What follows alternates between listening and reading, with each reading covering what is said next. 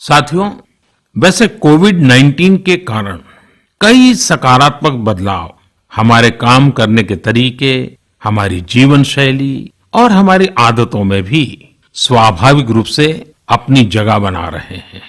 आपने सबने भी महसूस किया होगा, इस संकट ने कैसे अलग-अलग विषयों पर हमारी समझ और हमारी चेतना को जागृत किया है, जो असर हमें अपने आसपास देखने को मिल रहे हैं। इनमें सबसे पहला है मास्क पहनना और अपने चेहरे को ढककर रखना।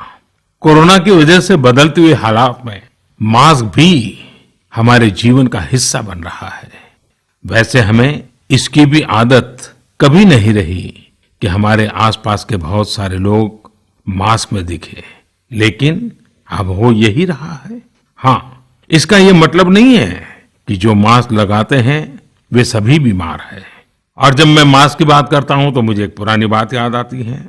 आप सबको भी याद होगा, एक जमाना था कि हमारे देश के कई ऐसे इलाके ऐसे होते थे कि वहां अगर कोई नागरिक फल खरीदता हुआ दिखता था तो आस पड़ोस के लोग उसको जरूर पूछते थे, क्या घर में कोई बीमार है? यानी फल मतलब बीमारी में ही खाया जाता है, ऐसी एक धारणा बनी हुई थी। हालांकि समय बदला और ये धारणा भी बदली। वैसे ही मास्क को लेकर भी धारणा अब बदलने वाली ही है। आप देखिएगा, मास्क अब सभ्य समाज का प्रतीक बन जाएगा।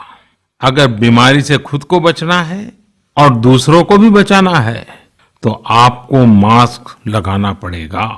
और मेरा तो सिंपल सुझाव रहता है, गमछा मुंह ढकना है। साथियों, हमारे समाज में एक और बड़ी जागरूकता ये आई है कि अब सभी लोग ये समझ रहे हैं कि सार्वजनिक स्थानों पर थूकने के क्या नुकसान हो सकते हैं। यहां वहां कहीं पर भी थूक देना गलत आदतों का हिस्सा बना हुआ था। ये स्वच्छता और स्वास्थ्य को गंभीर चुनौती भी देता था। वैसे एक तरह से देखें तो हम हमेशा से ही इस समस्या को जानते रहे, लेकिन ये समस्या समाज से समाप्त होने का नाम ही नहीं ले रही थी। अब वो समय आ गया है कि इस बुरी आदत को हमेशा हमेशा के लिए खत्म कर दिया जाए। कहते भी हैं कि बेटर लेट देन नेवर। तो देर भले हो गई हो, लेकिन अब ये थूकने की आदत छोड़ देनी चाहिए। ये बातें जहां बेसिक हाइजीन का स्तर बढ़ाएंगी, वहीं कोरोना संक्रमण को फैलने से रोकने में भी मदद करेगी।